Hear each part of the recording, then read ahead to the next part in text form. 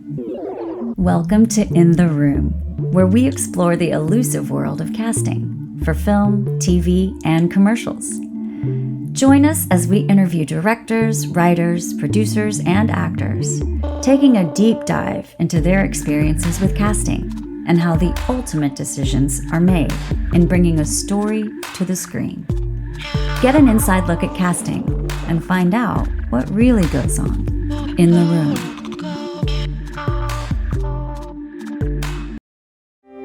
Some people can see all your mistakes. The way you hold it in your shoulders, show it in your face.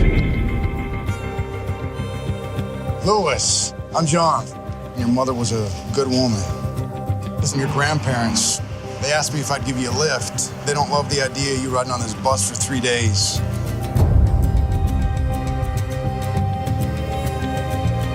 You wanna drive? Blind, oh boy! All right, now keep the engine running. Don't turn it off for any reason, you understand? Go, go, go, go, go! And today we have the wonderful director Trey Nelson, who is a wonderful friend. Trey has directed and written feature documentaries, television shows, and commercials. His work has been featured at festivals around the world, including the 2016 Tribeca Film Festival, where he premiered his documentary 14 Minutes from Earth. In 2016, he wrote and directed the feature film Lost in the Sun, starring Josh Duhamel. It was praised as one of the most beautiful and best acted independent films of the year.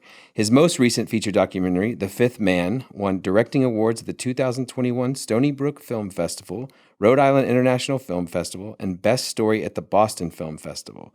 Filmmaker Magazine celebrated him as one of those remarkable documentaries that tells an intimate story, but uses it as a springboard to tell the story of an entire era. One of the best films I've seen so far this year. Currently, he is a creative advisor at Tustoria, an AI creative assistant for fast and delightful video productions, and he is a good friend and a work colleague, and so we welcome you to the show. Thanks for being here. Thank you. Thanks for having me. I'm really excited to talk about myself. So let's start in the beginning. Where did the filmmaking, where did it start for you? You were born with a camera in your hand? No, I guess like the film Lost in the Sun, I was lost for a while. So I grew up in Dallas. And then I went to school in college in upstate New York and got a job out in San Francisco and lived in San Francisco. I had a corporate job in San Francisco. I worked for Gap Incorporated. John, did I ever tell you that story? No, you didn't. Oh yeah. Yeah. I was a corporate like cog in the wheel for many years. But what I was doing on the side was like writing. And I took like these screenwriting courses. I never like filmed anything. I made a lot of like art, a lot of photographs and things like that. And then I had a death in my family in 2000. And I just, I think it's those moments in your life when you have to decide, like, what do you want to do with your life? Often you have like these different kind of like chapters in your life when you want to do what you want to do. And I grew up around artists my entire life. My mom's an artist, my dad's an artist. And I was kind of like pretending to be this corporate like guy who wanted security and money and like all of this stuff, but I was miserable. Mm-hmm. So I quit my job and I sold my car, bought a backpack and a sleeping bag, went back to Texas and took a flight to Mexico City and hung around in Mexico City for a little bit, and then took another flight down to Costa Rica and then hung around in Costa Rica for a little bit until I was hiking one day, and while I was hiking sort of like in central Costa Rica, I was attacked by a pack of wild dogs. I know, it's crazy. And they like, is this when the ayahuasca kicked in, or was it? this was all a complete fabrication of my mind. No, it wasn't. I was attacked by a pack of wild dogs in Costa Rica, and it kind of ended my trip. And this was in May of 2001. So I had to come back they wouldn't give me rabies shots. We're not talking about film. We're talking about life, right? This is So great. like, Yeah. This is great. film is life, right? Yeah. And I came back to the States. I got some rabies shots, and I had to hang out. And I borrowed my grandmother's Ford Escort, and I drove around the Southwest. And that's kind of where the seeds of Lost in the Sun kind of like started shaping in my head.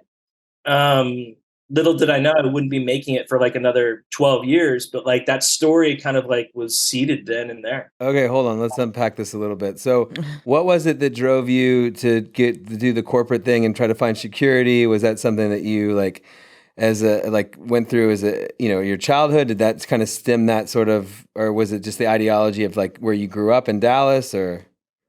Well, no, I grew up, I grew up in Oak Lawn in Dallas in the 80s. Rough neighborhood. Well, it was back then, man. It was. Yeah. I mean, Oak Lawn, I don't know if people don't know Dallas, but like Oak Lawn right now is pretty Tony and wealthy. But back in the 80s and 90s, when I grew up there was an immigrant community, but it was also a community filled with a lot of transgender, gay people, and the AIDS epidemic was like destroying Oak Lawn back then. I saw many people on the street one day, and the next day they were gone, and you didn't really understand why, because I was a kid. You didn't understand that stuff. So growing up in Oak Lawn, it was as a kid, it was almost like it was weird. It was weird because in the 80s and 90s, people who had AIDS, they were ostracized, right?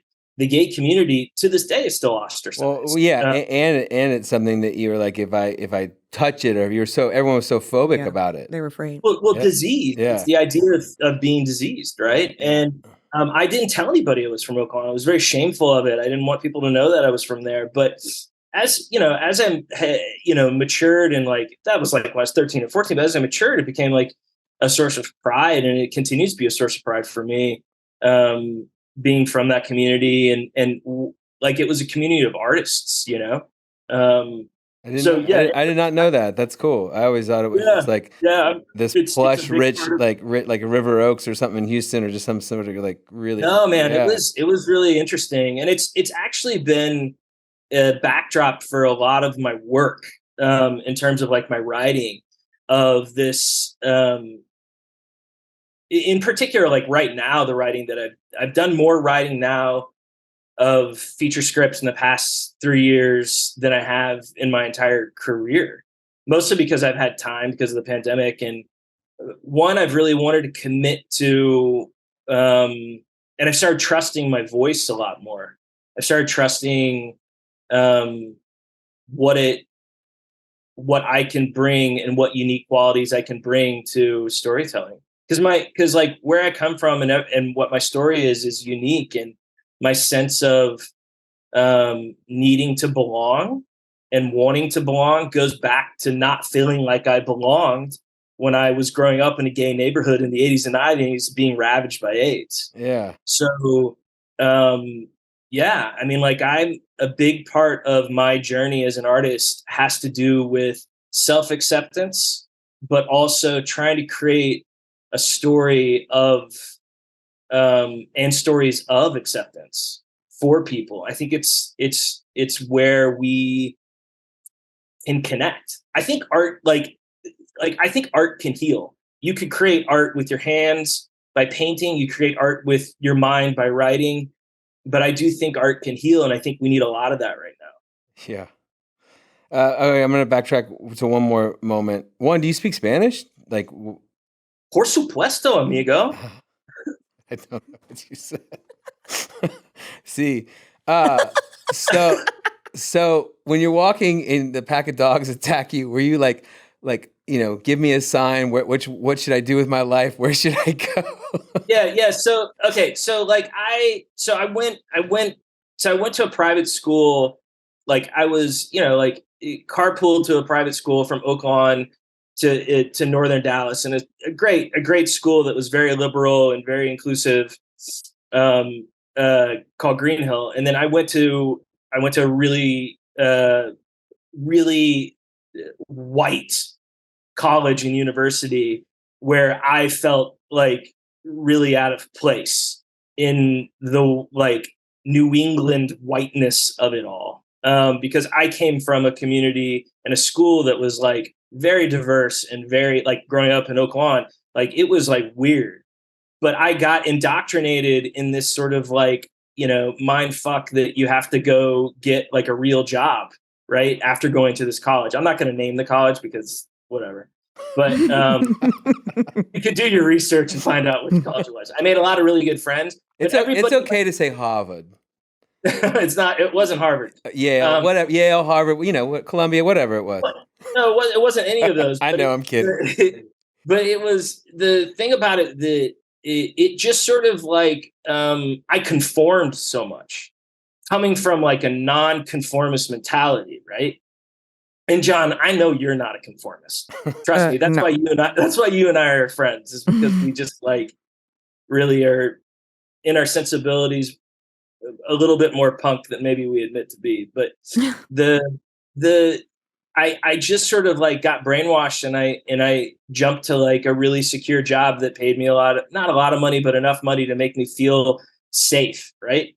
Now, the thing about filmmaking, or the thing about being an artist, is you can never really feel safe. Otherwise, what are you doing? Right. Like, you've got to be able to make art under circumstances where you have to make art. Right. So I just felt like I was dying a little bit in this corporate job, and I had to definitely, my grandmother, who I was very close to, died. And I just felt like I needed to explore the world. I needed to have a sense of curiosity about the world. And I wasn't getting that sitting at a desk. So yeah, I went down to Costa Rica, and then like getting attacked by dogs was really strange, because it was like a really traumatic experience. And then like I moved to New York City and got a basement apartment underneath the Chinese food restaurant on 15th Street. And then started working my way up as a PA, and got a job on the morning of September 11th as a production assistant down on Canal Street and West Broadway. And that morning we were doing like some car stuff, and we had a trailer, and they'd sent me up to go get a lens from somewhere up on the Upper West Side. And as I'm listening to the radio, they start talking about the September 11th attacks, and I'm going, what is going on? So I took my van with the lens, thinking we were still going to fucking shoot, not knowing what the hell was going on. Yeah, the total production. I mean, that was the same. It was the same for us. It was like, do we stop? Do we keep going? Like, what do we do? Right. Yeah. Right. And I didn't know what was going on. So like I was the only car, along with like the EMS and the fire trucks, driving down the West Side Highway towards the towers. Mm-hmm. And I drove back to my where the location was, where we were planning to shoot the car stuff. And like everybody I was very fortunate to not have seen the buildings hit, but everybody else that was there saw it. So everybody was in a different sort of state of shock, right? Everybody's trying to call friends because they had friends in the buildings, blah, blah, blah. I mean, everybody's heard this story before. I'm not trying to minimize it, but I called my roommate and I said, hey, let's meet up at X spot, Upper West Side, at a friend's apartment. Called him didn't have cell phone back then, but called him on a payphone. And then I went into, so you can look down West Broadway and Canal Street and see the Twin Towers at that time. And we were in a parking lot across the street from the Soho Grand, or one of the nice Soho hotels. And I looked down West Broadway, both towers were up. And then I walked into the bathroom at the Soho Grand, went to the bathroom. And as I'm walking out, all I see is a sea of human beings running towards me, and a big plume of smoke, like coming right at me. And I was like, oh my God, like, you don't know what's going on. You're trying to process all this stuff. And it's a traumatic experience. So, we hung out and like helped people out of the smoke. People were like covered in white. And, I ended up walking all the way from Canal Street all the way up to like 125th Street to my friend's apartment in Amsterdam, and then hung out there with my roommate at the time. And then that day, we were lucky because they'd shut down everything below 14th Street, and we could walk back to our apartment underneath the Chinese food restaurant. And so we walked down, and we walked through Central Park, and then walked straight down the middle of Fifth Avenue the whole way to our apartment. And it was like out of a movie. It was crazy. So that was like my indoctrination into going from safe corporate world, right, to this like really this exposure to a world that was very violent, right? I go from like this like cradle to this like, oh, here you are, into this frying pan of life. And those two experiences, like being attacked by dogs and having such an intimate experience with September 11th, really, those are experiences I'm still processing even 20 years later, in terms of like how I relate to trauma and what it, how I incorporate that into my art, because art is a way, like I said, I think art can heal. And I think those sort of stamps on my life have really informed me how I process trauma, have a curiosity about my own brain, and how I interact with the world. Super interesting. Yeah. Crazy. I was not You went from expecting like to hear that. this safe place to just complete chaos and mayhem. And, it was nuts, man. And you didn't run away. You ran forward. You kept going. Like you kept saying, okay, like to me, I'd be like, I think this is a sign to move back to San Francisco and get my corporate job. Right, yeah. But you're yeah, I mean, yeah, it is. I think, I mean, John, you know that I'm sober, right? And I've been sober now for 7 years, right? Yeah. So 6 or 7 years. I don't have I do have a chip right here. I don't know about that, but I do have a chip, a 1-year chip. But I have been sober for like 6 or 7 years. And I think that's also part of the journey, is not running away from anything in your life, right? Yeah. Not running away from the difficulties. Like right now, I've been thinking a lot about the strike. And like when you drop this, the strike may be over, but I think everybody will remember what's been going on over the past couple of months and how that's created a lot of uncertainty for a lot of people. But I think what's really important to remember about the strike is that like we're all interconnected, right? In this industry, we are all codependent on each other in a way that we have to support each other.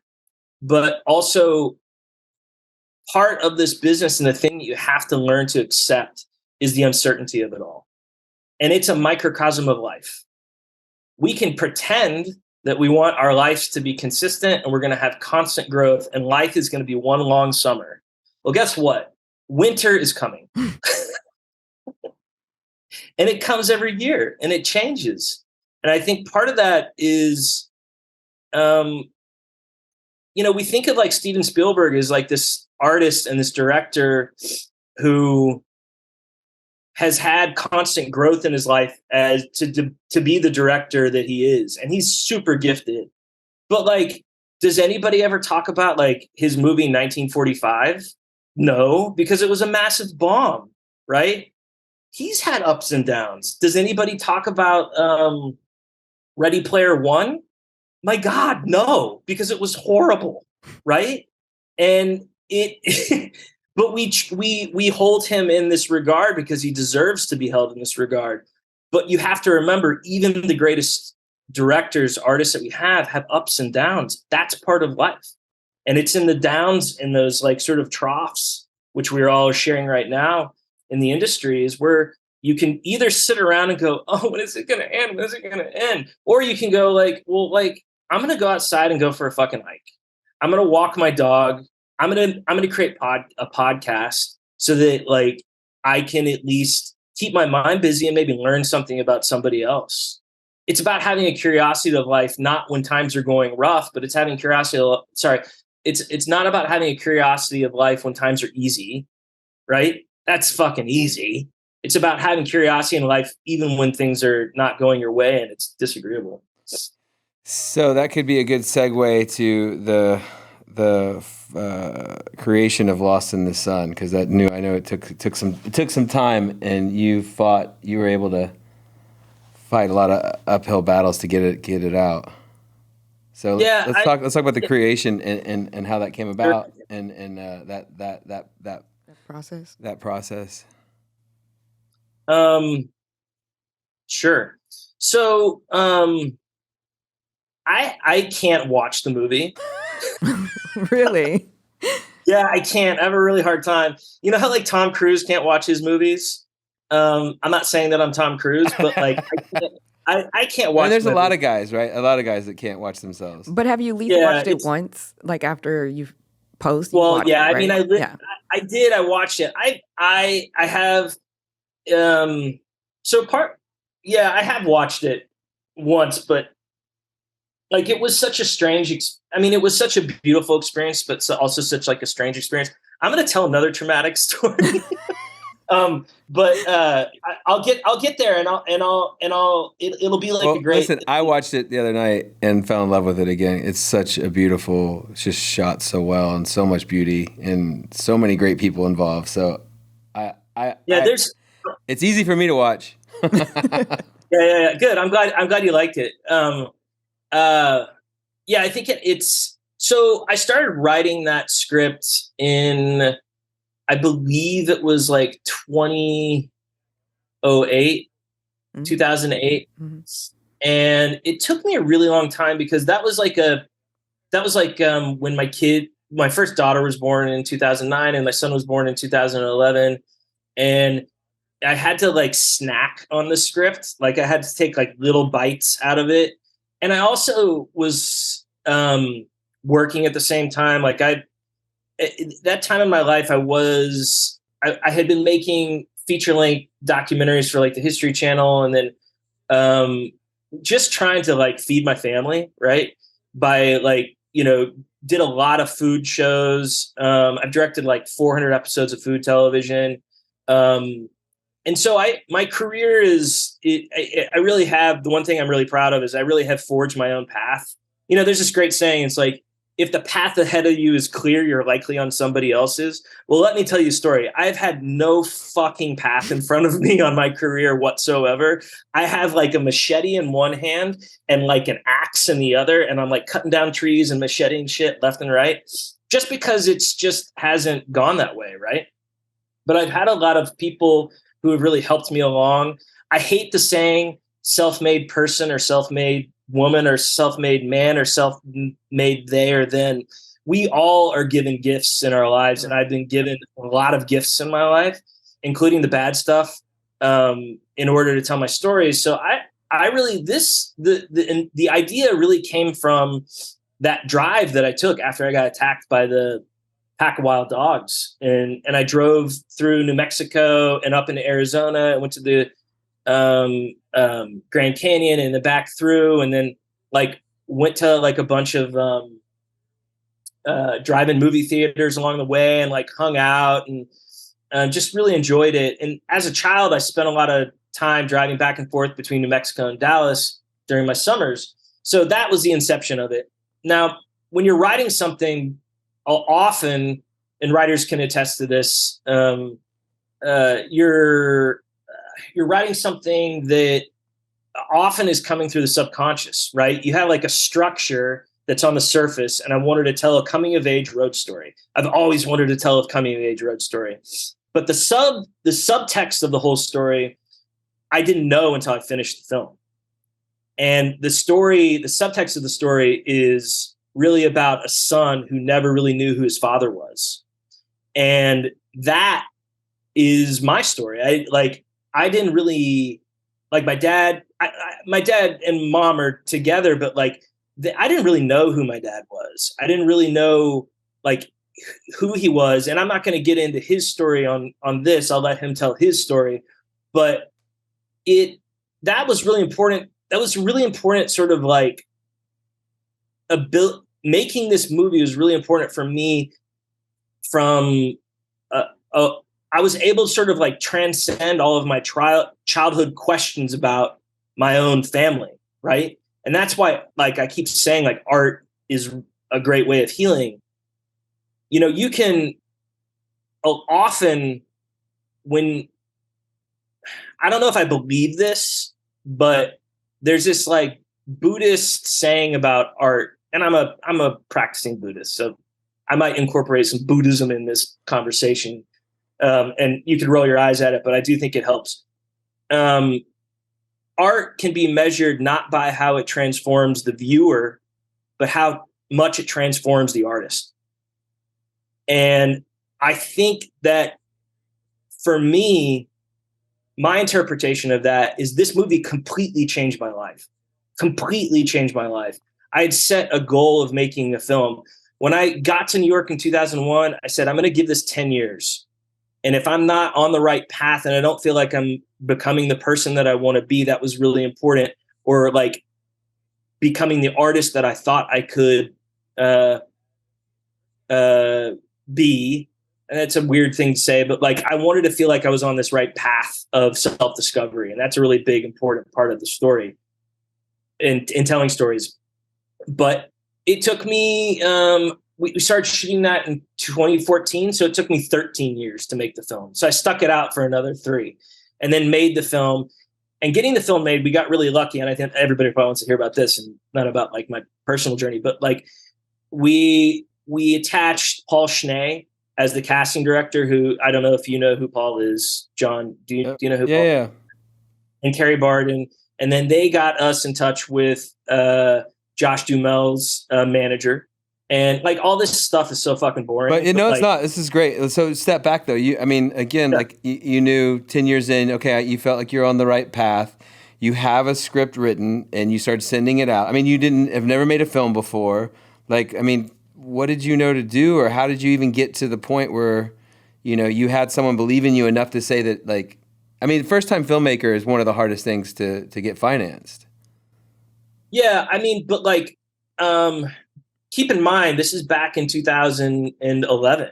So my skin color privilege and my male privilege gave me a foot up on somebody else. Was it the doc stuff you did and the TV stuff you did that you were able to be allowed? Yeah, sure. 10 years of working in that definitely helped, and it helped me get connections. But like, there's a lot of privilege to getting films made, right? It's for sure. Yeah, I mean, like they're fucking miracles, right? What really helped me was failing. I failed a lot, right? Like I found a production company that really wanted to make it. We attached Josh Duhamel to it, but they couldn't raise the money. Josh 10 years ago or whatever was totally different than what he is now. Like he's a freaking movie star, right? Like he wasn't a movie star. He was a guy coming off of like a TV show called Vegas. But Paul said, "Hey, listen, I think he'd be great for this." And so Josh and I connected, and then it took that was in 2011. And then it took another 3 years with Josh being attached to the project. He stuck around for 3 years. I was like, wow, that's good. Isn't that nuts? Right, because like he could have, so much could have changed. Right. Yeah. His career really wasn't launched till Lost in the Sun, though. You have to remember. And he's great. He's a lot of fun. And Josh is awesome. He's such a nice guy. Such a great guy. He's a great guy. And I think what really changed, and I think the thing that really like kept him kind of like stuck into the skin of Lost in the Sun like a tick, was the fact that he had a kid. So like there was like and that really helped us when we shot the film, because that became and I had young kids too. So like we could really connect over what it meant to be a new father in this world of, Josh can tell his own story, but like there's some things in his life where he had an absent father too. For his dad was like a traveling salesman for much of his life. So like there was some really great things that we could dig into for him to sort of like form that kind of sense of loss and emptiness. So we were able to like really connect over that. But it really, I got lucky. And it all is, it all requires timing and circumstances. And we found an investor who liked the idea of Josh being attached. Josh had all this stuff is really boring, but it's essential to getting a film made. This Josh, is what we're here to tell people, like, yeah, because nobody really knows the nitty gritty of it, you know, of like, yeah. So like, why people get cast, how things get financed, why didn't I get, you know? But most of the time, we don't even know all the stuff prior to get there. They don't even know like process. how hard it is just to get to the point where we can put out a casting call. Like even just from writing the script, the idea of the script from mind to paper, and how many times you had to rewrite, and then try to get someone to back you on it. Yeah, I think, you know, like the thing that really helped us, and I think it's what got us over the hump with Lost in the Sun, was that Josh had what we call foreign value in Brazil.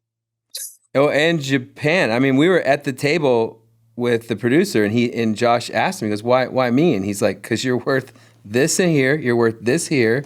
Yeah. Right. Even as it, like, I think we got we got debt financing off of a sale to Brazil of $300,000. So that debt financing, which is like, when you make a movie, you have a lot of people who invest, like friends and family who invest X amount of dollars. And then if you're lucky to have like a star who has foreign value, you can acquire debt financing off of their value and the sale of the film to Brazil or Japan. Okay. So we debt financed $300,000 to $500,000 to Brazil and Japan.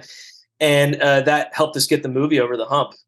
And then the hardest thing wasn't the hardest thing. The biggest mistake I made with Josh was telling him we should give you a gold tooth, because he hung on to wanting to have a gold tooth like the whole time. And like, we put a gold tooth on him, and when we were doing like camera tests, we have to keep dulling it down because it was like the brightest thing in the scene. Yeah. It's like, ding, it's coming out. But if you look really closely at the film, he's got a really dull gold tooth in the front. He does? Yeah. Like I mean, sometimes that's the anchor, right? For the character, for somebody, it's a hat, it's a shoe. So that must have been like his, you know, like it was his. Yeah. It was his. And it destroyed his mouth. So because he paid for the implant, he paid for all that stuff. But it destroyed his mouth. Now I have to go back and look. Yeah, you should look at it. Because I didn't see it. But the heart and soul of the film is the role of Lewis, Josh Wiggins. Mm-hmm. Who, so was Josh actually cast in a whole casting, what we consider normal casting? Yeah, situation? so Trey, you know, hooks up with me and Carmen. And we have Josh, and that's the only person that we had, and so we had to find everybody else. Yeah. The girl ended up coming in later. Yeah. But yeah. So this is when we start going into a traditional audition casting process. Yep. Okay. Exactly. And like, the thing about Wiggins is that you said from the very beginning, John, you're like, this is your kid. Yeah, this is your kid. I mean, if you want to cast everybody else, you can, but this is your kid. Did you feel like that initially? Did you agree with him initially? Well, so Kat was editing Hellion in Austin at that time, in a space above John's casting office.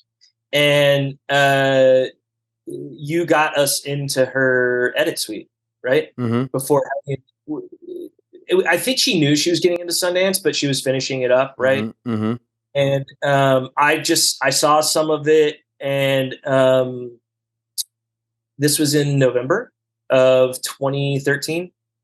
I saw some of it, and I was like, oh yeah, wow, this kid's good. Because Kat was like really proud. She found him, right? Like, she found him off of YouTube. Yep. It was someone they were taking it, and it was their friend, and they found it through the YouTube video. I mean, and the stuff that I saw, I was like blown away. But I had to, you know, it's like I had to like go through the process of casting everybody else too. Like we had to go through, and I'm going through the same thing right now. I'm like, this is the kid, and you have to go and make sure that holds. You have to go throw everything against it to make sure it holds. I mean, I get it now, you know. Like, I get now why you have to go through the process, because it's like you have to to prove that this is the kid. This is the person. You have to prove it to yourself. To yourself. And you have to like due diligence for your investors. Yeah. Right. Yeah. So yeah, we did that, and it came down to 2 kids. I think I forget who the other kid was. He had blonde hair. Josh Dumel, JD, wanted this other kid, and he said, "Oh, this kid is going to push me," and I said, "No. Can we watch down the tape, please?" So we brought up the tape, and I said, "Josh, watch Wiggins' performance," and I said, "He owns you in this scene."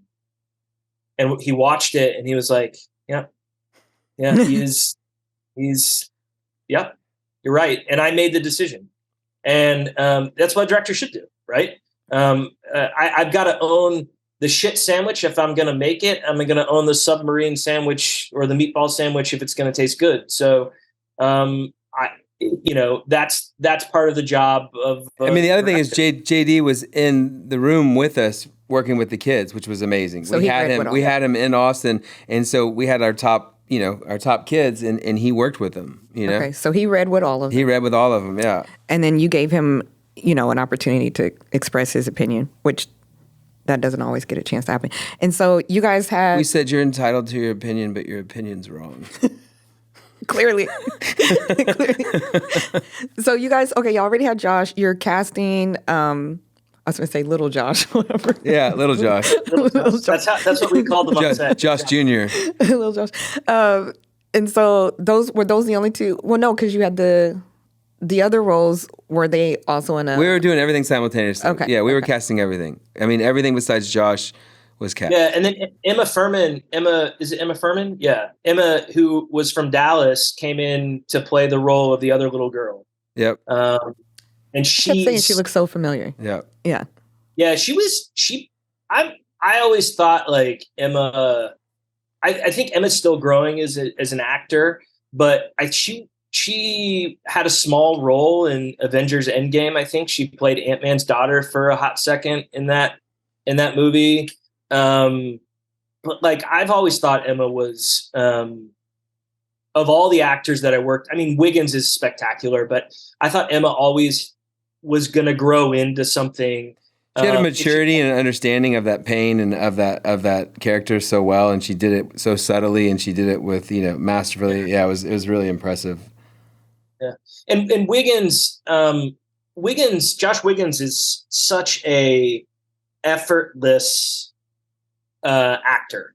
Like he just it all comes so easily to him, His performance is so just settled and subtle, and I was just watching it in awe of it, just because it was just like he just trusted himself, allowed the process to happen, allowed the scene the emotion to come through him, and not push it, and not he wasn't working at all. It was really nice to revisit that performance.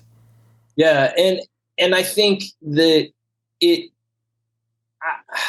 mean, you're given like I said it, like getting an independent film made is a miracle. I mean, I'm trying to get one made right now, and I'm fully financed and I can't get it made. Right.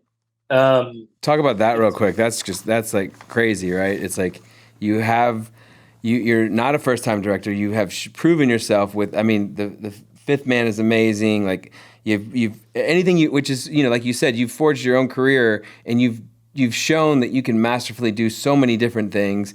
You have a great script, you have financing, and you're still can't get it, still struggling. Yeah, that's really frustrating. Yeah. It's really frustrating. Yeah, it's really frustrating. But I also have to, this is something that's really interesting that happened right before Lost in the Sun literally happened. Was I had completely given up on the film, 100%. I was like, I'm not going to make this movie. This was that summer of 2013. And it's interesting is when you often let go of something, that's when you're actually allowing it to take on its own. Dude, 100%, 100%. Yeah, you're holding on so tight it can't move, and so as soon as you let go, it happened. So it was that I made like a couple of like phone calls to a producer. I said I really wanted to make it, and it was Amy Shea, who's part of Foreign Shea Productions. Shout out to them. They made this movie happen, and then they put us in touch with Clay Pecorin, who got the financing for the film, and it just happened, boom, boom, just like that. So the letting go, the process of acceptance that something might happen is you're letting it go, and you're giving yourself the freedom to fail, right? For it to not happen. And I've had to do this on this other film that I'm trying to get made in Canada. It's called The Mountain. And, I've got a different casting director. Sorry. It's Canada. It's totally okay. Rory Bergman is casting it, and we've been casting it since the spring, and it's been really hard. The strike has just really kind of thrown everything, a lot of uncertainty into actresses who are attached to projects and how they want to get attached to it. And yeah, because schedules get thrown all off, and you don't. Yeah. So, and also you have to find, like, this is the thing that, like, I think is really important, and it's also like the lesson of Lost in the Sun is Josh wasn't married, and Josh didn't have a kid when I cast him for Lost in the Sun. By the time we made the movie, he was married and he had a kid. And that informed his performance in such a freaking amazing way that it wouldn't have been the same film. Right. If I had made it, boom, we cast him, we go out and make the movie, boom, boom, boom. Wiggins was not an actor in 2011. Kat found him, right? And those are like the circumstances that required for the film to get made. Like, it wouldn't have been like, I think the thing when I made the intention of the film was I was going to serve the actors. I was not going to serve myself on this film. I was going to serve them. That's the whole thing. I wasn't going to serve my vision. I was going to serve the actors, and was allowed my DP, Rob Baracci. Rob is amazing, did a great job, but I was going to serve the story and the intimacy of the story. And that was the goal. And I consider the film a success, one, because it changed me, and two, because I am most proud of those performances. Those guys they hold a special place in my heart. And I'm extremely proud of what they did on the film and where they took it. Josh Wiggins told my story. What a gift. He told my story. Like, that is such a gift that he gave me. And the scene that I have watched is the last scene, because the last scene when he sees the picture of Josh on the wall, holding him. That moment for me, it took me forever to shoot that, because when I was shooting it, I was breaking down crying constantly. I had to go take breaks in between set. Wiggins came outside to check on me, to see if I was okay. Like a 15-year-old kid came out to see if I was okay. And the thing that I didn't understand what it was about in the moment of making the art was my realization of my story was being seen by me as I'm making it.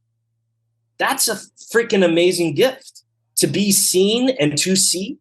It never happens. So I continue to be really grateful for all the gifts that Dumel gave me, Wiggins gave me, Clay Pecorin, the investor, gave me, Amy, Shea, Clay Foreign, the two Clays. So I have a lot of gratitude for them. And it wouldn't have been the film unless all those circumstances came together. Again, a miracle.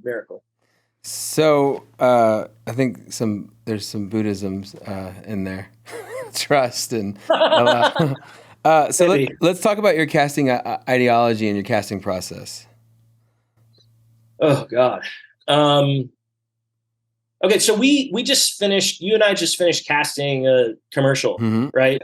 We did that at the end of last year, right? For the Fort Worth tourism commercial. Shout out to Fort Worth. Shout out to Fort Worth. Shout out to everybody at Visit Fort Worth who supported us on that.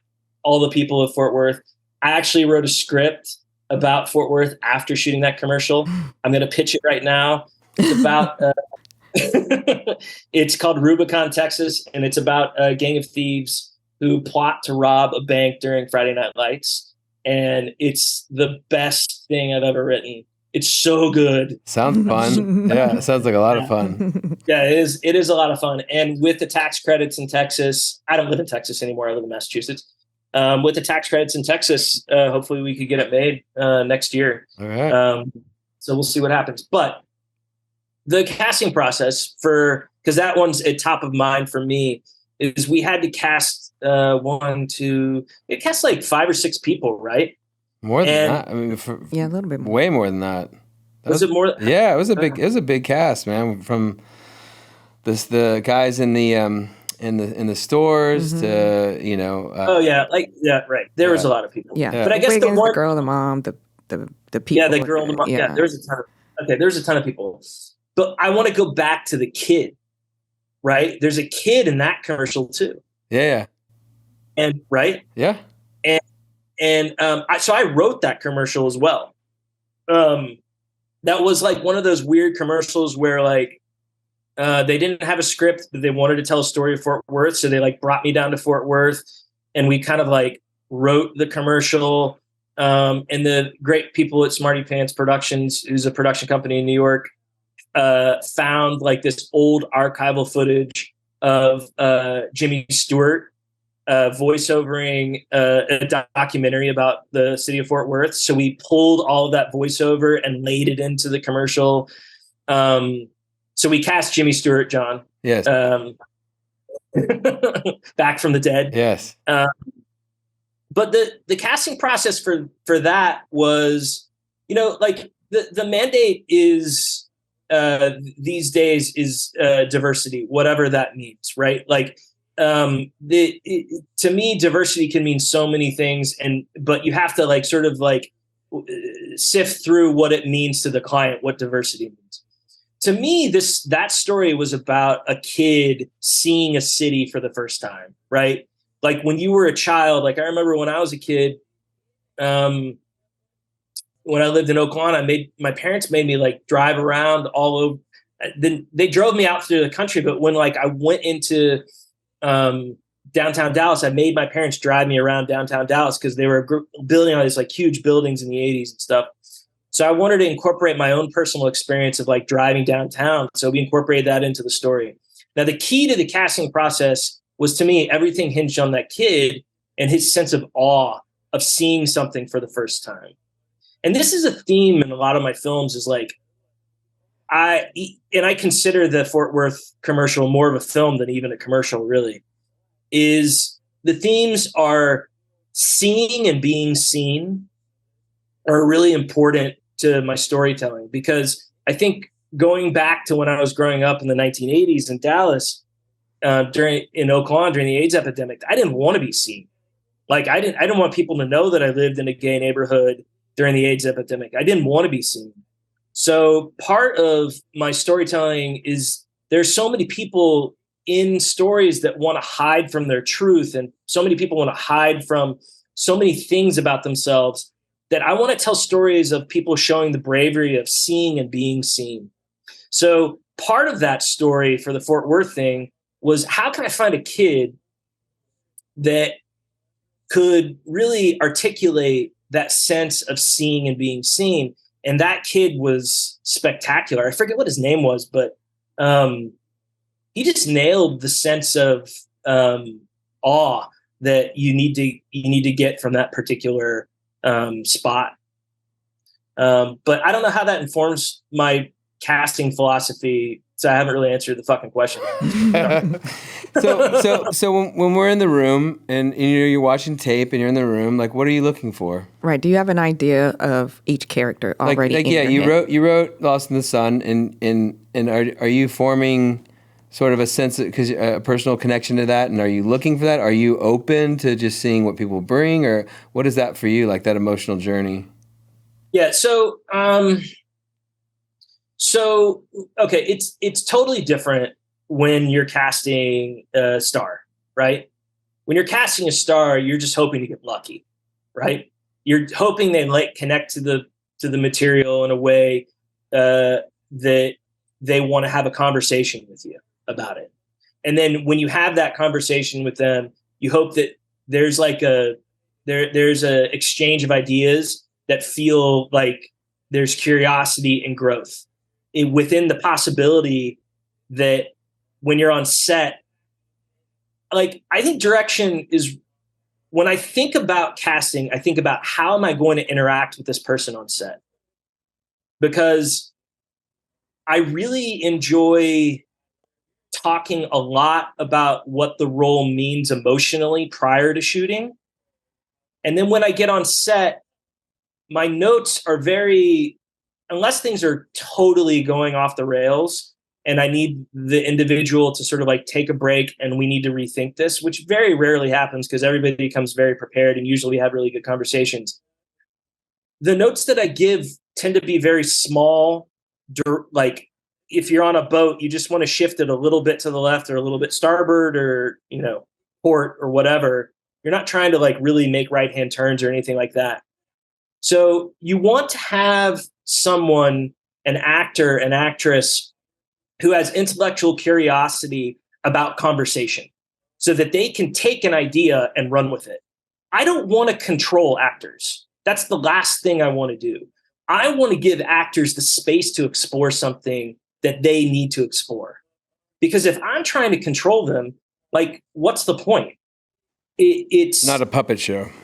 Right. It's not a puppet show. It's my same philosophy of like, I know there's a lot of fear about AI, and we could talk about AI because I'm part of like an AI company that is trying to like really enable people without means to articulate their vision, right? That's what I think is the gift of AI. And we could talk about that some more. But the thing about a collaboration on a film is it's a collaboration 100%. This vision, sure, I wrote the script, but the execution of the vision depends on the actor bringing themselves to the role, the DP picking a time during the day to shoot it, the fact that it may not be raining, the fact that somebody may have not gotten sick. There's so many variables that I can't control, so I don't try to control anything.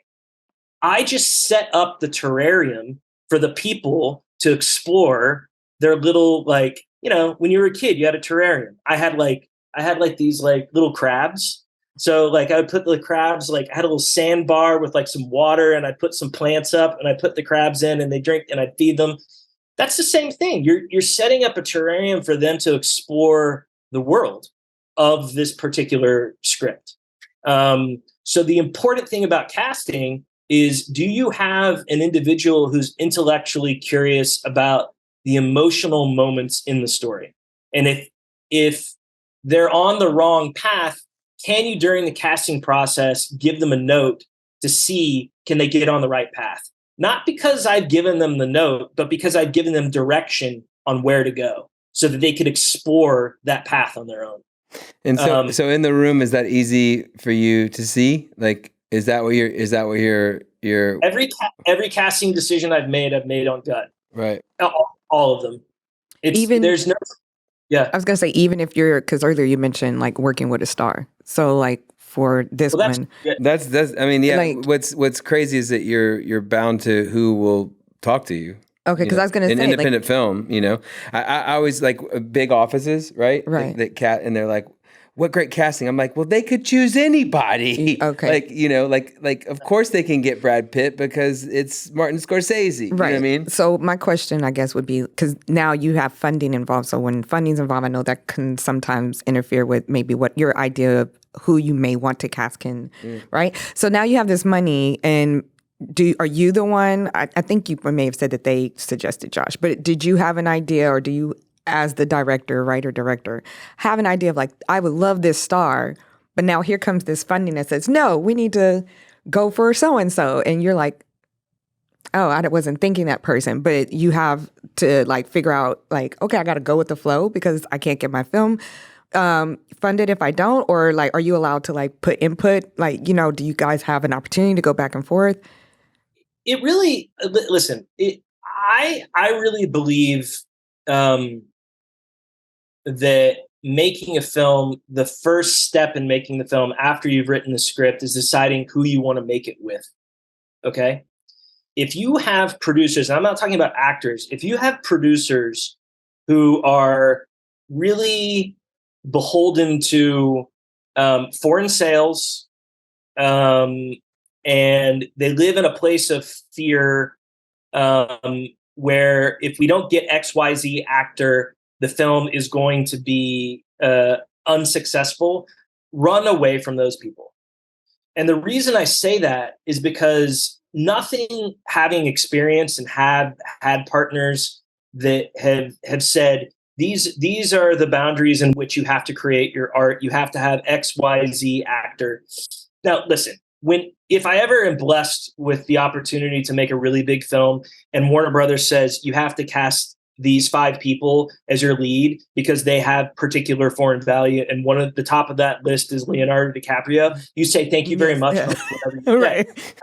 So that's a different scenario. But when I'm talking about independent films, you can get caught in this trap of having producers say, listen, we need to get a big star for this in order to justify making this film. It's a non-starter. It's a non-starter because you're never going to get that actor. You really aren't, unless you have connections and like an intimate relationship with them and you're getting a favor.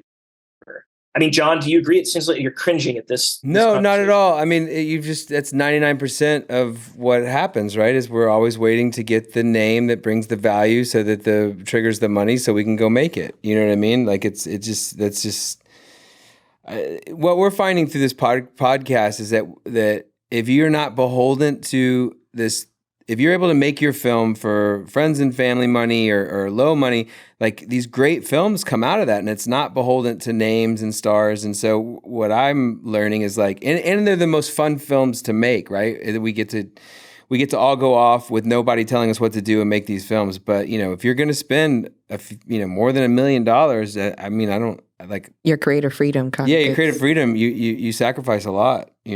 I mean, what I loved about Lost in the Sun was that Josh covered that spread, right? And he is awesome. And then we had the freedom. I really didn't feel from any of the producers a ton of pressure, we got to choose the best people, and we got to really. Yeah, I mean, Lynn Collins, who played a role in the film, that came about. I think there was a little bit of pressure to cast her. Yeah, there was. Yeah. There was some pressure to cast her because of her foreign value. But I mean, I'm in a certain situation now where I'm casting for this film that I'm shooting in Toronto called The Mountain, and this is the funny thing about it is the best actors are the best actors for a reason. Because they're fucking good and they happen to be really fucking expensive, and they get a lot of scripts and they get a lot of attention because they're really good at their jobs. All the people that I want to play the lead in my film are big actors. Of course I want them. But the hope is that you have to take those swings. You have to take those swings. And if you don't take those swings, you're going to regret it. You also have to demonstrate to your investors that we're trying to take these swings. That's plan A, right? We're going to make these swings to these really wonderful actors and actresses. The other strategy that you can employ, and I really love this strategy when you're making a really small film, let's say sub 2 million, because $1 million film is, I mean, it's hard to raise that money, but like, let's just say it's like a sub $2 million film. Which is what I'm trying to make now, is the if you can cast someone who you're making the decision on the casting for creative reasons, not marketing reasons, not budgetary reasons, and you really believe in the lead, and it's an relatively unknown person, you can build this casting strategy, and that person, let's say that person has to work for 5 weeks, but you have smaller roles that can play a week here or a week there. that's where you can really have a nice casting strategy that satisfies not only your creative process, but satisfies the needs of the investors, which is like, well, can we get some bigger names that could play for a week here or a week Right. there? Come in for a couple of days. Yeah, that's For a couple of days, a big strategy. Which is a great strategy because you're making a creative decision on your lead, and you might get lucky where, like, for Lost in the Sun, Josh was a great creative decision and also really helped us get the film made. Very lucky. The circumstances were right.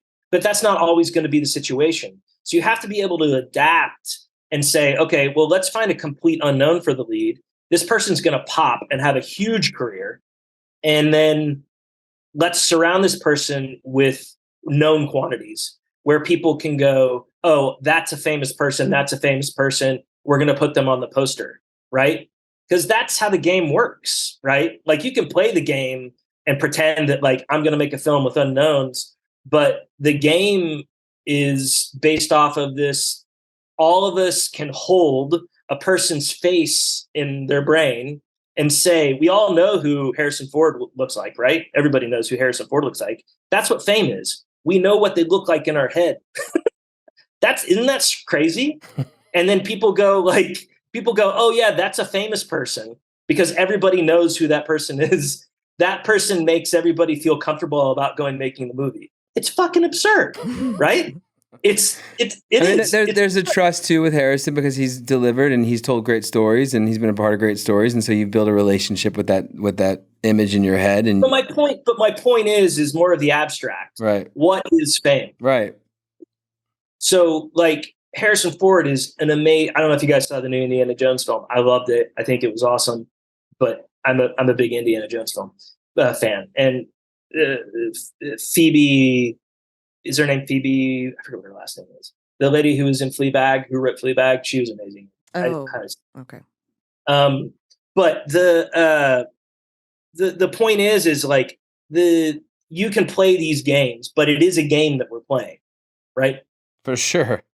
I mean, for sure. I mean, it's all make believe, baby. I'm sure it's probably true in every industry too, though. Yeah. On some level. Oh, the game? Yeah, all the games. It's one big game. United States is a game. So what is it with your advice as far as with actors? Because it is so hard to get through. Like, what do you see when you're like, when someone comes in and they do their audition and you're like, that's it? Like, is it just truth? Is it just that it matches the idea in your head? Or like, how do you go about deciding whether, this someone is good or someone is bad, or this is the one, I like this one? Well, it really depends on where you're fitting them on your board. Mm-hmm. Right? Like, what do I need from this particular performance? Do I need this performance to resonate as vulnerability? Then I'm going to cast this person who can. So how do you look at that painting? Like, how do you when you're creating that painting? How do you look at it? So for Lost in the Sun, conflict. Who is going to create the most conflict on screen? And that was Josh Wiggins. He was going to drive Josh Duhamel nuts on and off set. So it worked. The other beautiful thing about like if you're making like a wonderful, I love enchiladas, right? And the thing about making enchiladas is I like enchilada suiza, which have like the sour cream and the chicken and like all that stuff. So you've got to have different ingredients in your enchiladas. I knew that like Josh was the chicken, but I needed Wiggins to be something else, which was like a little bit like not spicy, but empty. There's an emptiness to Wiggins' performance in that his emptiness and his sadness allowed the audience member to project their own emotions onto him. I think some of the best actors don't steer you in a direction of how to feel, but allow the viewer to feel a certain way because there's a lack of something there. And Wiggins was so effortless in something like that. And then there were moments when he could go from like first gear to fourth gear and be a complete brat. And not many actors can do that, but Wiggins can. I just saw him in Greyhound. Did you guys see Greyhound? Not yet. That Tom Hanks film. He played like this really small role in it, but I was like, oh, that's Wiggins right there. Oh, I love it. I mean, I also love all the other surrounding actors in that film. You know, Oh my God, Michael, John. Luis. Like, I mean, Luis took it so serious, was so dedicated. Like, I mean, I thought everybody just delivered. You know. So I was watching Hell or High Water recently, and so they made that film came out in 2016, I think. And I think I don't know dates or remember timelines at all, so I appreciate it. Yeah. So like they shot that film, I think in like maybe the same year that we shot Lost in the Sun. And there is an actress, I forget what her name is. She played the waitress. Oh yeah, Kay Epperson. Yeah. Kay Epperson, who's no longer who's passed. But yeah, Kay. When I saw Kay, I was like, oh, Kay. Like I haven't seen her in anything since she's amazing. She's amazing. So great. She was like amazing. Everybody had such great texture. I mean, it just fit that film so well. Well, that was you, dude. I mean, like, no, that's just me, just opening the door and letting people come in. So do you and remember? Do their thing. So, but like Kay Epperson played a waitress in Hell or High Water, and she, like, if you guys get a chance, I would highly recommend seeing that scene where Jeff Bridges is sitting in a diner and she's like giving Jeff Bridges and his partner like what is on the menu, and she's like, we got steak and we got baked potatoes and that's about it, and she like totally destroys the scene, and it, like, she doesn't get eclipsed by Jeff Bridges in any way. She owns the scene, and that's hard to do, right? And she was just amazing in it, and she was amazing in our little scene there too. But do you remember, John, we had a really hard time casting Lewis's grandmother? Mm-hmm. Do you remember? Yeah. And I was like, it was one of the last scenes that we shot on the film. And you said to me again, I forget who the actor who played the role, because I don't remember that stuff. But the actor who ended up playing the role, you said, you should give her a second chance because I really think that she's the one. And I just trusted you. And I didn't look at tape, even though you did send me some tape. And you said, just cast her. She's the one.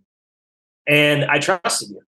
And she crushes that scene. Oh, I thought you were going to say. And then on set, I was like, no. Right.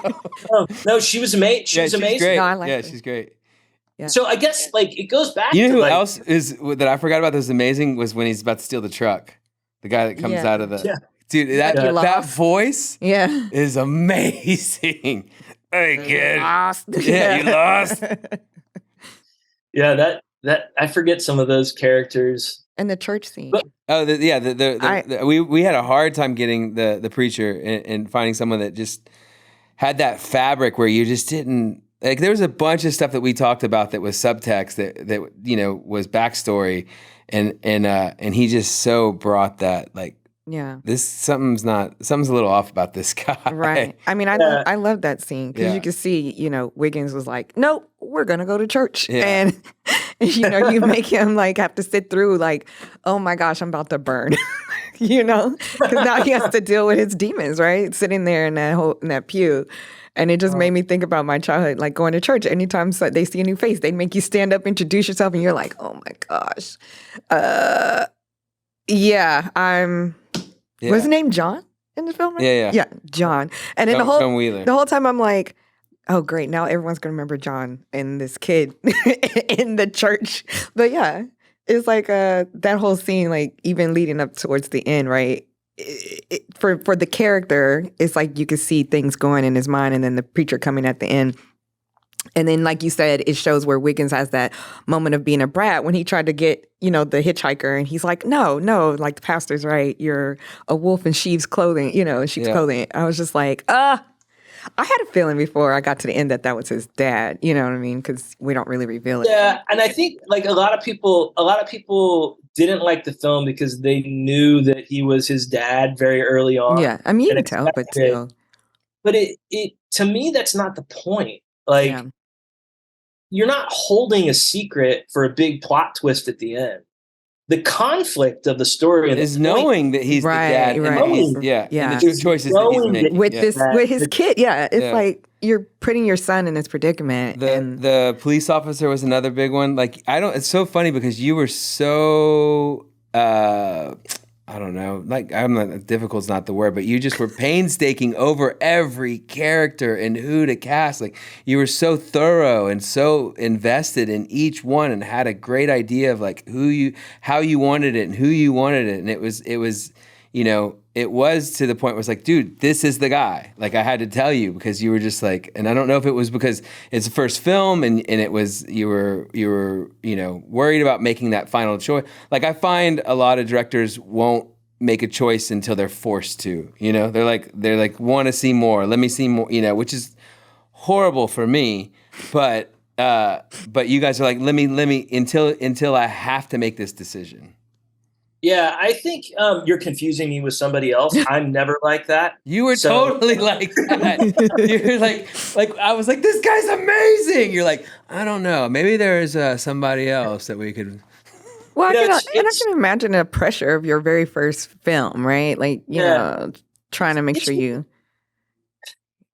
It's really hard to sort of, like, this conversation is such a blessing because it's like, I haven't had to think about the film and the journey that I went on in making Lost in the Sun. So it's like, I'm really grateful for it because it's a reminder of how far we've all come. Yeah. Right. Like, John, like, I remember you right before, I think that September, you had cast a David Gordon Green film. Was it Joe? Yeah, it was Joe. It was probably Joe. Yeah. And you had found all these characters in Joe that film premiered at Toronto in that September. And Paul had seen the film at Toronto that September and said, you've got to connect with John Williams because he found all these real people. And then I heard John saying to me when we met, he's like, oh yeah, I found these people by walking around downtown Austin, just like hitting people up, talking to them, connecting with them. And that's the level of commitment that is unique. And that's why, John, you're a special human being, man. Like, you see, you see the best in everybody, right? And I don't know if it's the best, but I see. I mean, I think I hone into what I'm looking for, and then I also see that they have this authentic quality that we're looking for. Because I have cast some not so great humans. Yeah, they're not the best people, but I can see that. Like, I can see that paint stroke, and I'm like, oh, this is 100% true. Yeah. Like, but then I dump crazy off at your desk, and you have to make it work. Right. And I think that's part of like the relief of casting people. Like, every time you're like, oh, thank God he picked somebody. Yeah. Right? Yeah. And because it's not your problem anymore.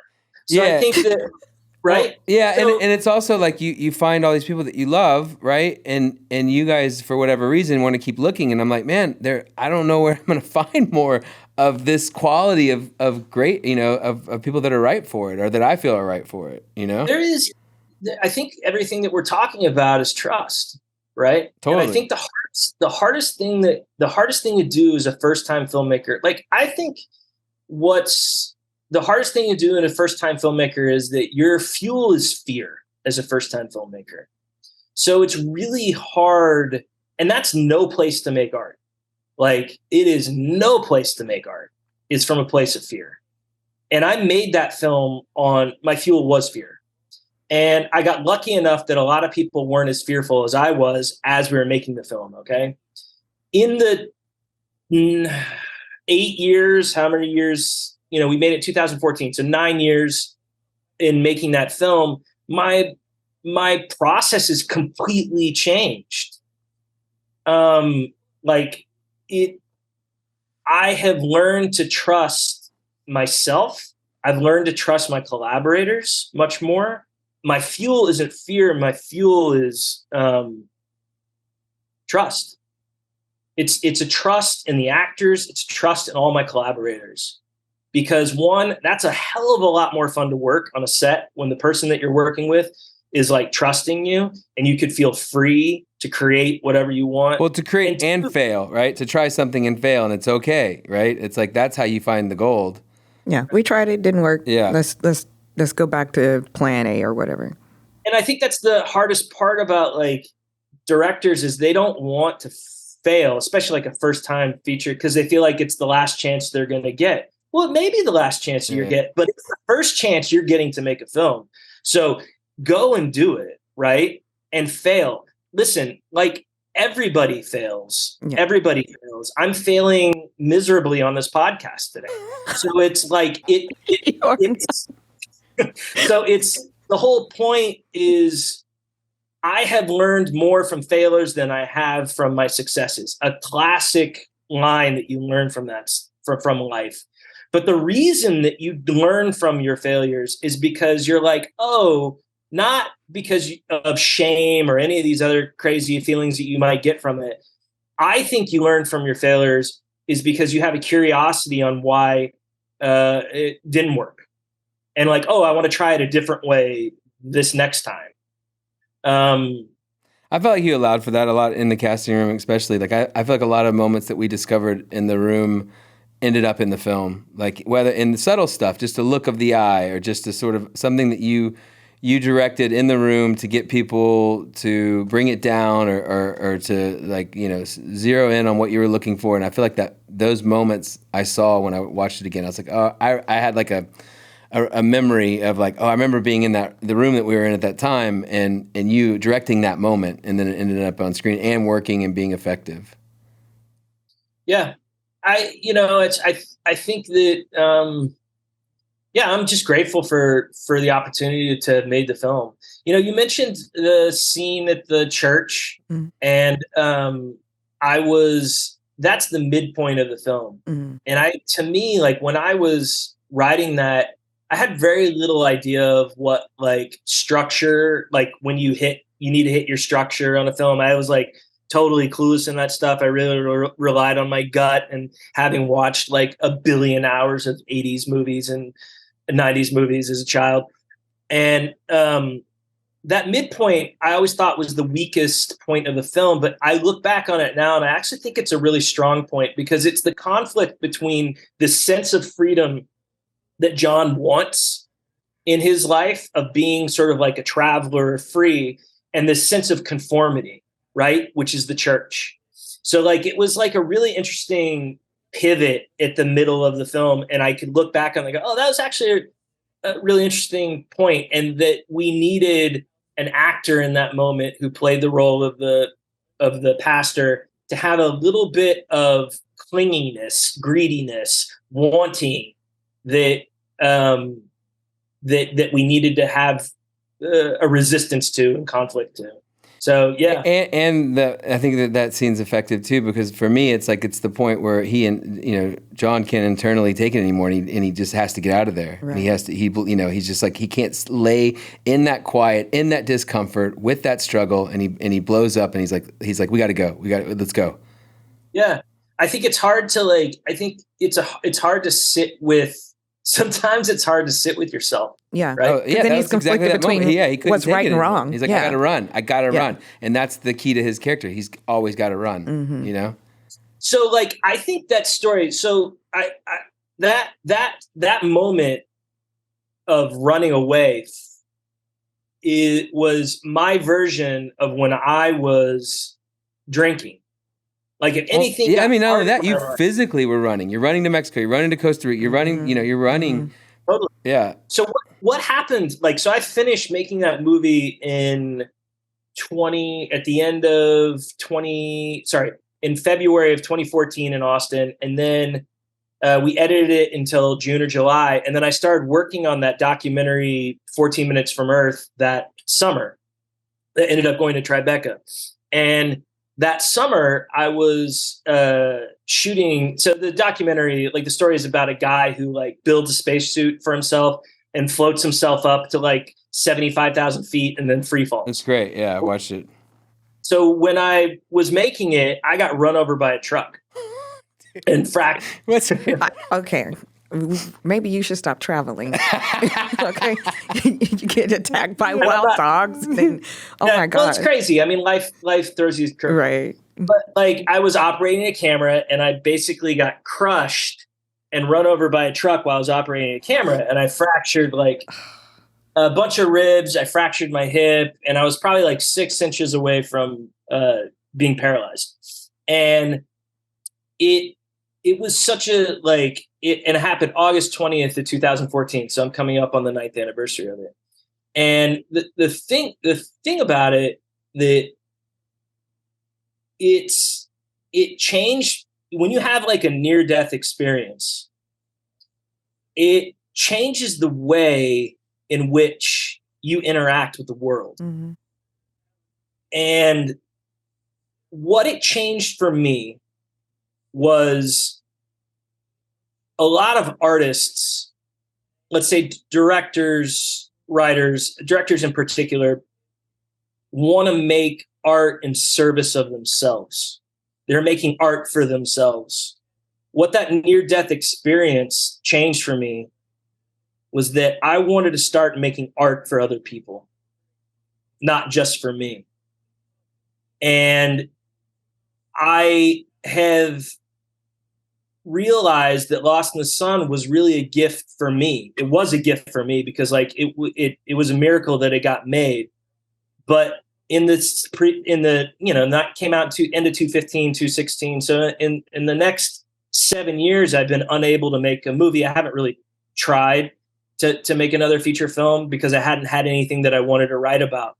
But this next film that I'm making and had financed for, The Mountain, is about my journey from being broken, cracked open, and nearly killed to kind of like freedom, right?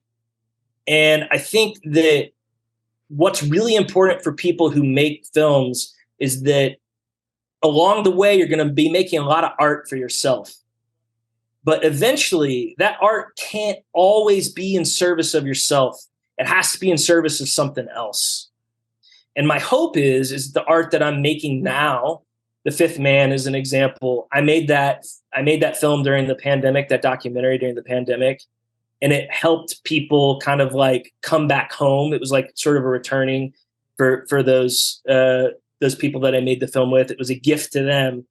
What ends up happening is like, I feel like it's when you create art for other people to help other people, you can end up making great art as opposed to just this really narrow piece of artwork that is only just for you. But that's hard to do. That's a tough pitch. I mean, I think even though you said Lost in the Sun, you realized it was for you. I'm sure it still reached other people because we can always find, I think, something relatively. Well, I think everybody brings themselves to it, yeah. right? And it's something that they use to reflect on their journey and identify or relate to. So I can say it's twofold. It works for both. Like so, I think for as a storyteller, it has to be personal, right? Yeah. It has to be a journey for you. I mean, I think it was such a journey for all of us, and it was such a great experience, And we became good friends, and I don't know.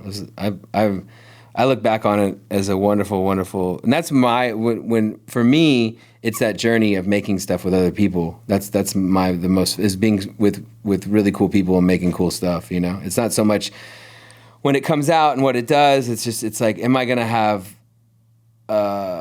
grow? Am I gonna learn? Am I gonna be around people? Are we gonna create? Are we gonna that the process is the most fun for me. And I think just the people involved is a testament to show that it still reached other people. So even though for you, on the end, you're feeling like, oh, this was for me, but people wanted to be involved. So your story still reached others, like John and all the other producers and everybody who was willing to back you to make this film. So I feel like no matter film, TV, whatever, you'll have an audience that is going to reach one way or another, regardless if you are actually privy to it. Like, if, people are not going to always come up to you and go, this did this for me, and this, but just know, like, it did something. I think also too, all the actors that came in identified with their characters through their story, right? So they somehow are bringing their story and their journey to what you wrote, and bringing it to life. I appreciated watching it, so I think it was a great story, not knowing that it had anything to do with your personal connection to it. You were attacked by dogs and crushed by and cars. And crushed by a truck. Fell out of a plane to make the movie. and I had a friend tell me, like, we go through these experiences as artists for a reason, because it's our job to be able to tell our truth. It relates to people. Like, our life experiences can come into these jobs, and so it even though we go through the traumatic parts in our life, ultimately it helps us tell these stories one way or another, or at least we hope. I mean, look, everybody sacrifices so much to be a part of this stuff. Like you said, it's almost near impossible to get an independent film made, and it's just like, and actors struggle just to have a moment, to be able to do the thing they love. It's like it's there must be some meaning. Please tell me we're doing something of importance or value. Yeah, I mean, if you want to be, I think it's, I think life is like a long, soft opening to what life is, right? Like it's if you want to be if you want to be an actor and you don't give a shit about being famous, you're lucky, because you probably aren't going to be. So you enjoy the process, right? Yeah. If you're a director and you don't give a shit about having successful films, but you just want to make art that connects with people, well, you're in luck. Most films aren't successful, right? Financially. So go make art for art's sake. Don't make art for because you feel like it's going to fill a giant hole in your life. Well, this can actually go into the AI conversation, because I feel like that's what's happening, is it's democratizing the ability to make stuff that I think can resonate, because the quality is going to be there. I mean, some of the tools that we're seeing come out is really allowing to reduce. This is kind of what excites me, because like I said, what we're finding is we're finding these films that were made for no money, and we knew this person and we put it together and we had a house, so we wrote something around the house, and it's like I'm just enjoying so much watching some of these films and how just the independent spirit, and I feel like some of the stuff that's coming out is going to allow for more of that, and that nobody cares now where you watch something. It's like it doesn't have to be the theater; it can be on YouTube, it can be anywhere on any platform. Yeah, people are open. I mean, I love going to the movies. Like, I love going into a movie theater. I love big movies. I can't wait to see Mission Impossible tomorrow. Like, I'm one of those guys. I love big movies. I love look, my favorite thing is taking the kids to the movies. It's the experience. It's so awesome. It's the best, and I missed it so much. And like, I watched Top Gun Maverick 6 times at the movie theater. I'm that guy, right? I took my daughter 3 times. She loved it. I love that movie. It's a story of redemption and grief at the core. Like, I think people think about it as a fighter pilot movie and like, rah, rah, rah, America, but that story is about acceptance and grief and loss. And that's the film that we needed during the pandemic. And I think that, like, I personally think it was the best film of the year, but I'll probably be one of 10 people who think that. But I think AI. Okay, so AI. So I'm working with a company called Storia that is what Storia does. So these engineers that I've known. So I've worked with companies like Google, Caltech, and things like that. So part of my journey as a filmmaker is like working in education, telling people stories in education, and it's allowed me to like really connect with a lot of really interesting people in the tech industry, but also in like the behavioral science industry. I'm kind of like obsessed about psychology and mental health and all those things. Like, I take psychology courses for fun, and I had written during the pandemic a film about memories and the use of AI to help us erase and replace memories. And the script is called Arcadia. And I had two friends who were, one was a Google engineer working with Google's AI tool, and another one worked with Alexa's AI voice user interface, which is the stuff that you interact at home with, right? You say, hey, Alexa, do this or whatever. Hey, Google, whatever. So they came to me like late last year and said, we have this really interesting thing that is like, you could type in a prompt and it'll create these boards, these storyboards for a story. And it was a Rick and Morty tool. So you guys know the cartoon show. Yeah. They would put in a prompt like, okay, Rick and Morty go to outer space. Well, the AI tool would tell a whole story about Rick and Morty going to outer space and finding oil or whatever. And we started talking, and they developed this with, some of my guidance. They developed this tool, which is Storia.ai. And what it does is you can have a script, and it's in the beta version. Anybody could sign up for it. You write a script, and you input the script 10 pages at a time into this AI tool. Now, I think the hardest thing for a director to do is to communicate his, her, or their vision to investors, to directors, to collaborators, anybody, what their vision is. Because often your vision, your access to imagery is derivative. Like, I want a film to look like Jaws, but I don't want it to look like Jaws. I want it to look like a 1979 film, but I want to combine that with like David Fincher's Gone Girl. Okay, so that's how do you do that? You can't. What do you do? Screen grabs from Jaws and David Fincher? Yeah, and I always have a problem with that because it's like, yeah, you've grabbed some of the best imagery from some of the best films. That doesn't necessarily mean that you can make those. Like exactly.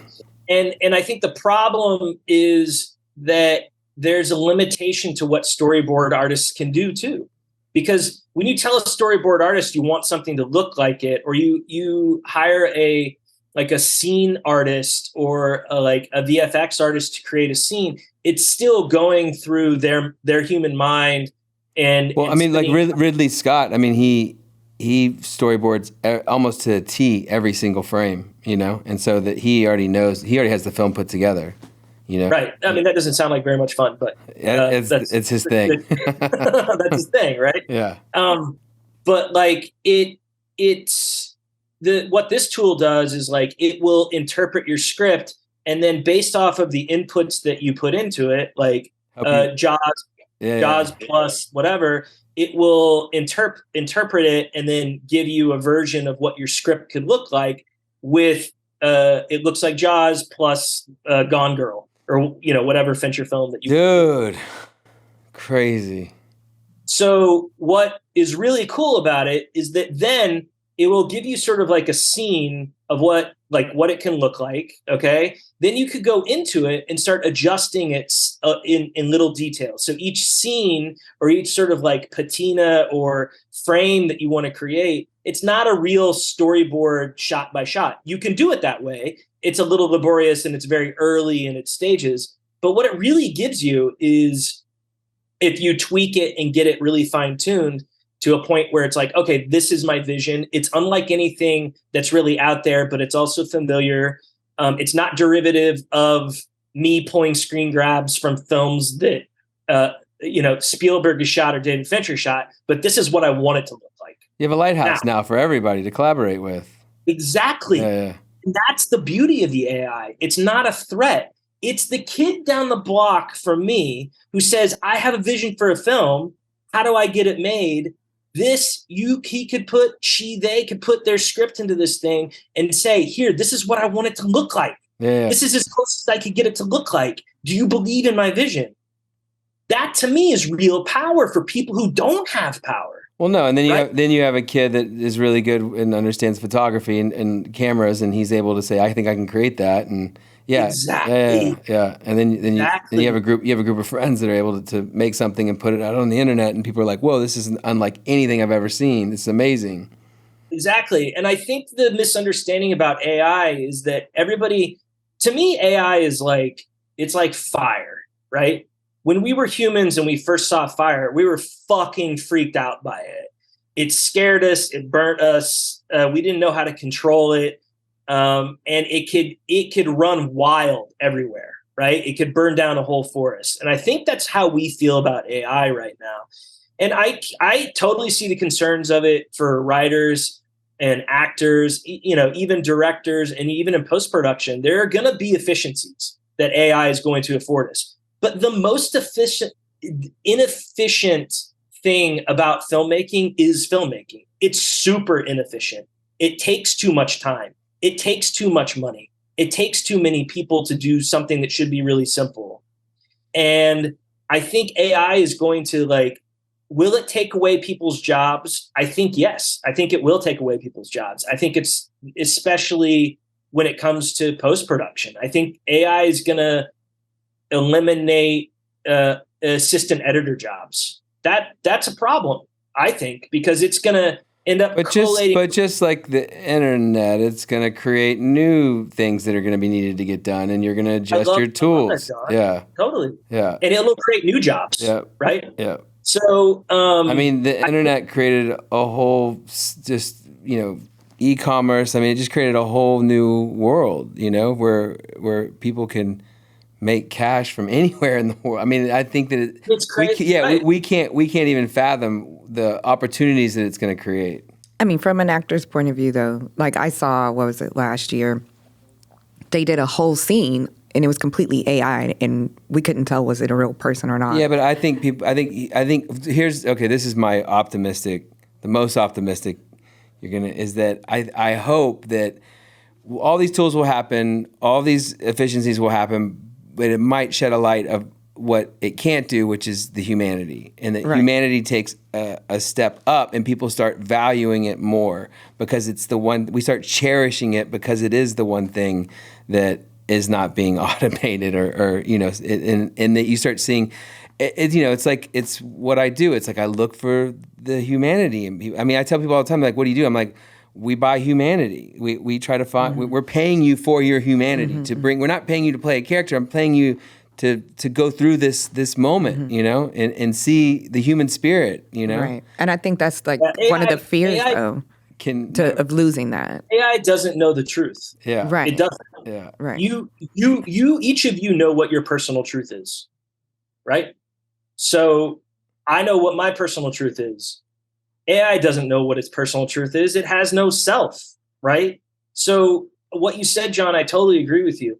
It'll be a totally new, it's a land grab right now. Think of it as people in Oklahoma grabbing all the land they could possibly get from the Native Americans. That's what's happening in AI. Everybody's staking out a claim for what their AI tool can do. And at what cost, I think, is the question. And I think for actors, it is a scary proposition that their likeness could be used in a way that they don't intend to. And I think that's part of the conversations that are going on in Hollywood right now in regards to what are the limits and boundaries. Right. The truth is that these tools aren't that advanced. They will get really good really fast, and there do needs to be some boundaries and guardrails on it. But I, like human beings, I want to see the best in it, not the worst. And I think the best version of it is that we're going to actually see a lot of people who haven't had the opportunity to articulate their vision because they haven't had the means, they haven't had the tools to do it, to be able to articulate their vision in a way that was unimaginable 3 years ago. It is going to be revolutionary, and it should be. Change is inevitable. That's what I've always said. Yeah. I mean, we've never.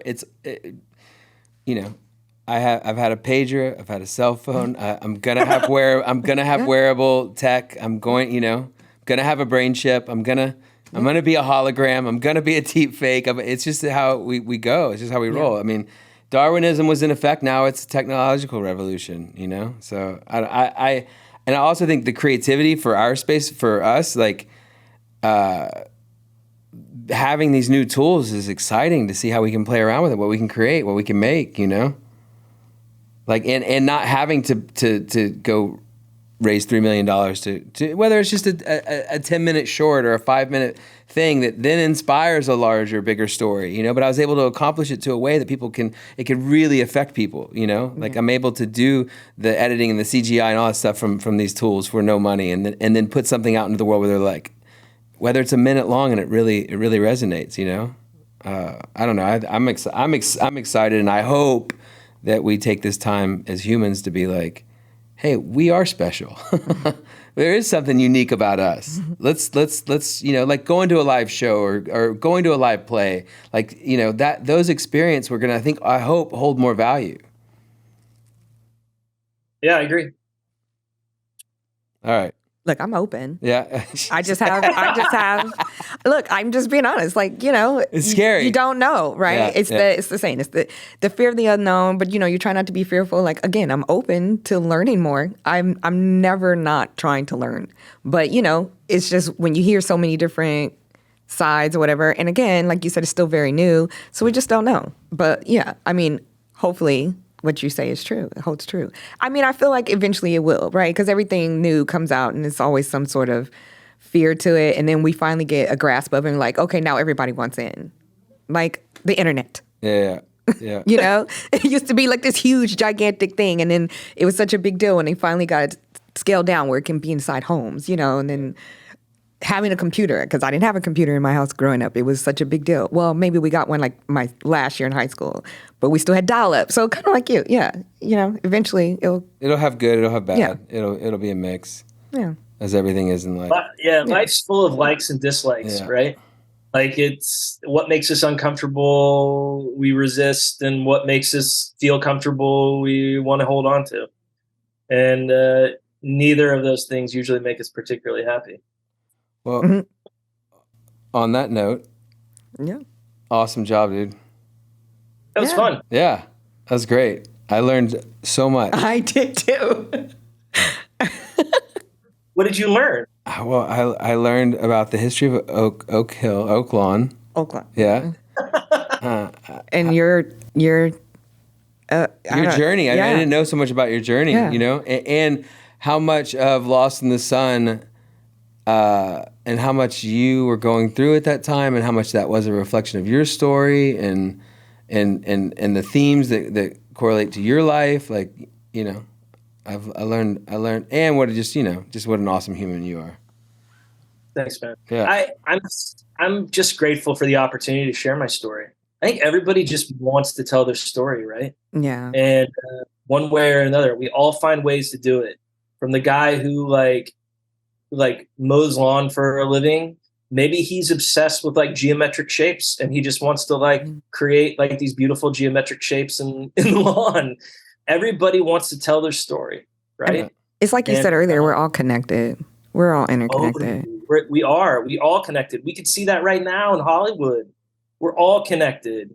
And I think the people who don't believe that we're all connected, and that their worlds are really small and contracted, will find out that,